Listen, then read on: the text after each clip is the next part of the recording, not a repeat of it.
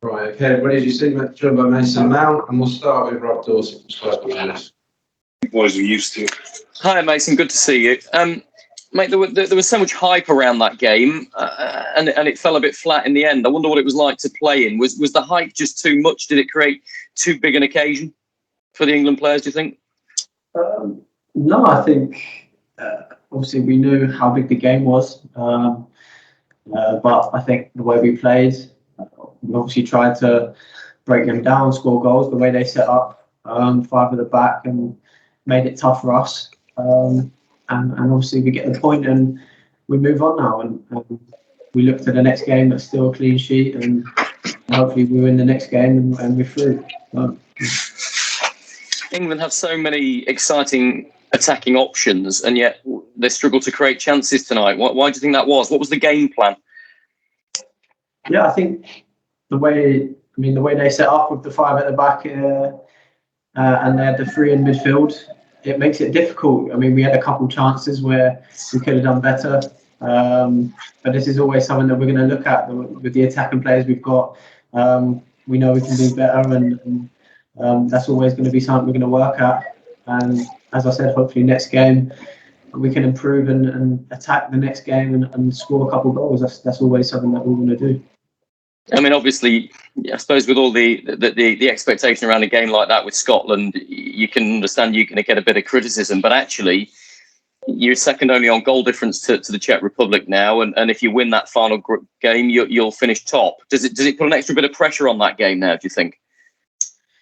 I think there's pressure on every game. We're England, and we're always looked at to win every game, and the performances we put in have to be top. So anytime we maybe drop a little bit below where we should be, people are going to criticise. But the pressure that we put on ourselves to perform to the highest ability and the level that we know we're capable of, we have that in our group. So we don't really look at the pressure from outside the camp. We just try to focus on ourselves and in training and know what we can do as a team. Thanks, Rob. Next, we'll go to Aralis Old-Sada from Fiji, Norway. Hi, Mason. There's been some reaction on the fans booing such a young, inexperienced team. What was your reaction to the booing after the game? I've had a lot of boos in my short career, so that's obviously from away fans or from home fans. So look, we just try to, as I said before, we focus on ourselves, how we can improve, what areas of our game we can do better at, because that's always we're looking to be perfect. There's always the perfection that we want is always going to be tough to get there, but that's what we want, and that's the pressure, as I said, we put on ourselves to be perfect, and because we know what team we have.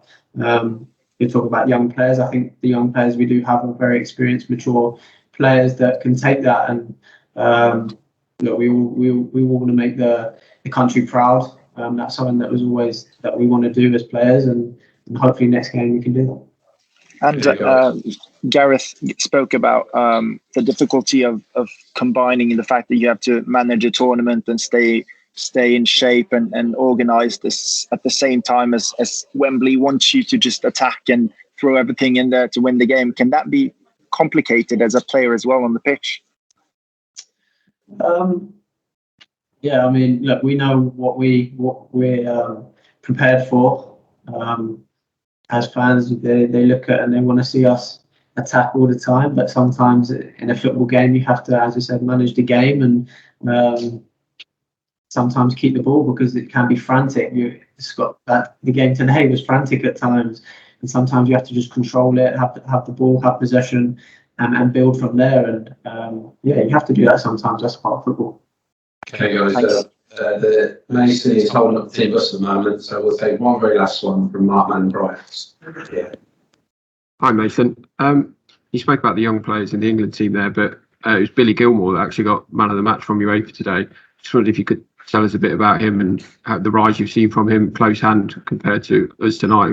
He surprised a few people, I think, didn't he? Yeah, I mean, he never surprises me. I know what he's like as a player. we had a good battle today, but I think every time he plays, he gets man of the match. He did it at Chelsea as well. A couple of times he plays and he gets man of the match. So, no, he's a brilliant player.